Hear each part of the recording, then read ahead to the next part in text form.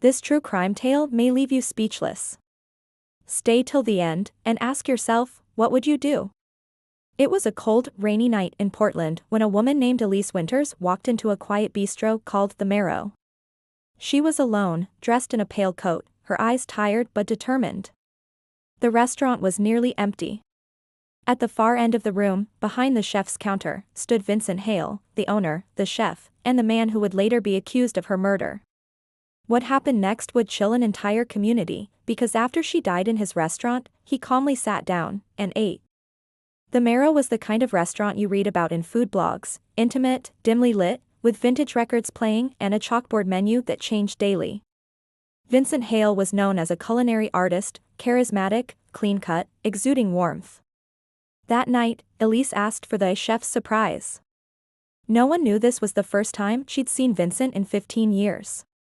She chose a table near the window. As rain tapped against the glass, she sipped the wine he poured personally. There was tension in her eyes, something deeper than the chill outside. Vincent served her a small amuse-bouche, duck liver pâté with violet jam. She took a bite, smiled faintly. Then he leaned in and whispered, "You always like the darker flavors." She froze. Her fork paused midair. The conversation that followed was quiet, polite, but beneath it flowed a river of venom. 15 years earlier, Elise and Vincent had been inseparable. They were culinary students, best friends, maybe something more. But then came the incident. A fire at their culinary school. One student died. Elise barely escaped. And Vincent vanished. He was suspected of negligence, maybe even arson, but charges were never filed. Rumors swirled. Some said he left the country. Others claimed Elise had protected him, destroyed evidence. She never spoke publicly about it. Until that night. Halfway through the meal, Vincent returned with a second dish, seared venison, blood red, plated with obsidian sauce. Elise didn't touch it. She leaned forward and said quietly, "I remember everything, Vince." Vincent tilted his head, like he was savoring a memory.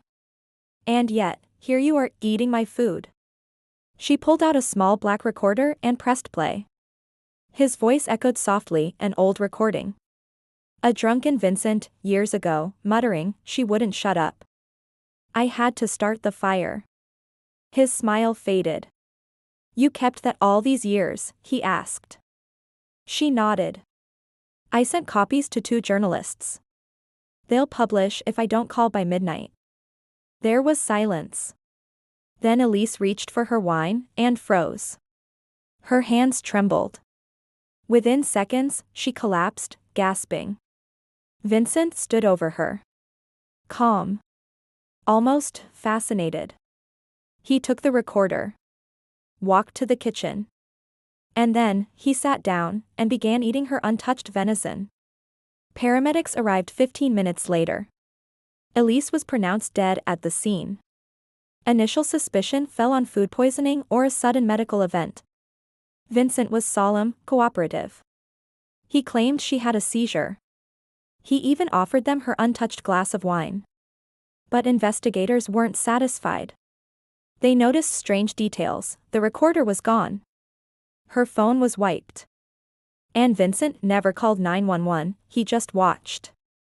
The security cameras had been offline. Except, one wasn't.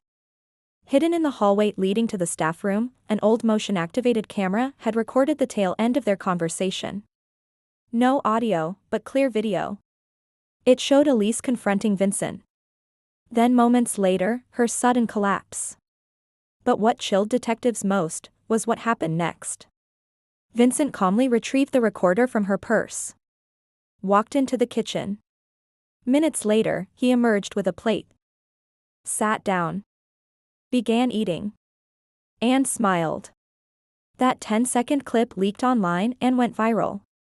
Overnight, he ate after became a meme, a podcast topic, a true crime sensation. Toxicology revealed something terrifying. Elise had been poisoned with a rare, synthetic compound derived from a mushroom called Amanita virosa, also known as the destroying angel. It doesn't kill instantly. It mimics natural illness.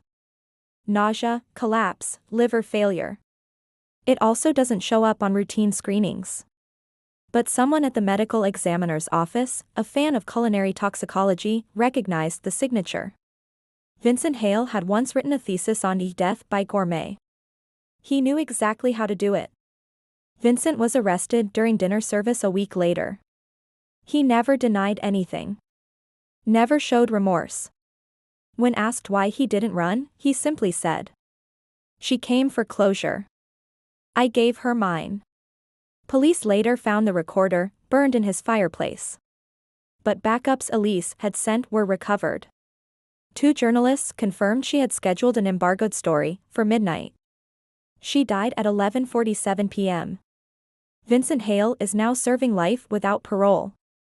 The Marrow has been shut down.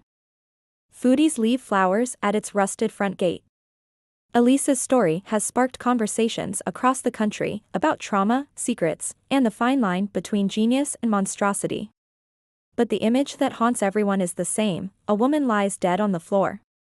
And her killer, calm, composed, sits down and eats. What do you think? Was this calculated revenge? A moment of madness? Or the unraveling of something darker than we can imagine? Drop your thoughts in the comments.